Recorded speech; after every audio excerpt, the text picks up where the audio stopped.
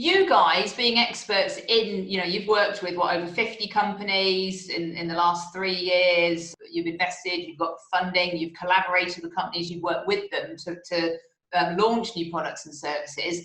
So it's fair to say you know what the kind of characteristics are of a good business to work with that is able to be innovative and is able to get through troubled times. What would you say that those characteristics are? It's a really good question, actually. So when you're looking at the businesses, particularly, we tend to work with businesses, from probably £1 million to 10 million. We can work with a lot bigger ones than that, but that tends to be the sector where companies tend to get a bit stuck or frozen because there's certain growth hurdles people hit at those stages. So when we look at those quite carefully, we need to find business owners that are open to change, are prepared to listen, and they're quite happy for us to challenge, and challenges both ways.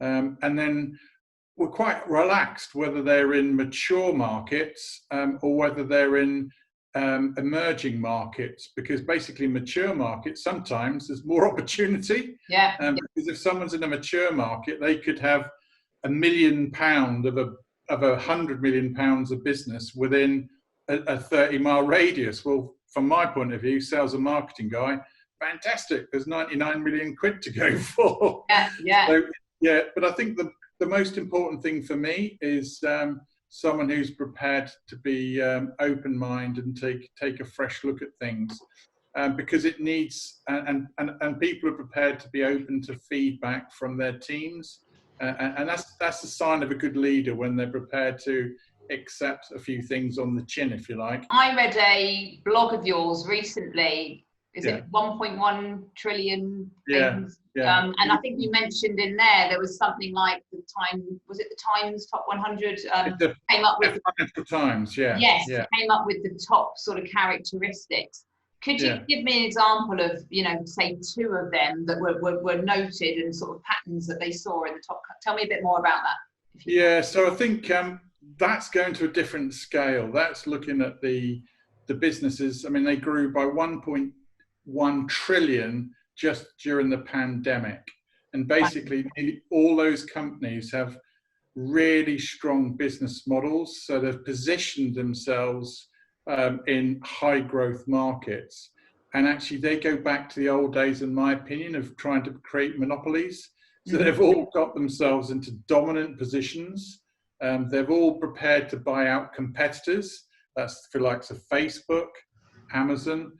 But what they all do is continually innovate. They use customer data. They're really into managing information and understanding behavior, understanding consumer behavior. And they're always got teams of people creating new ideas and new products and services all the time. And they're not prepared. They're prepared to fail. They have a high success rate, in my opinion, on innovation, far more than doing high risk things in early stage companies, but they just have that thirst to improve. So you just look at Amazon, first off, it started off creating itself as a platform for other people to sell, but as they've evolved, they're now a great platform to the same consumers. They're now selling products directly to people. They've moved into Prime TV, everything. There's so many different products, groceries. They're into all these different markets. So they continually evolve, and they're looking to the next opportunity. Well, I would add to that what these really successful companies do on a large scale is they embrace the digital world.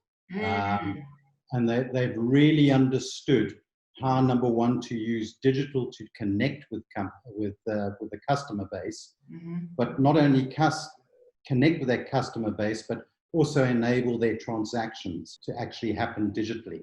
So what you find happening with these well-defined digital businesses is they're creating a network effect by connecting customers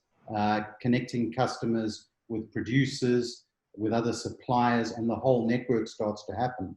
These successful companies are really good at understanding how to bring those customers in and create that network effect.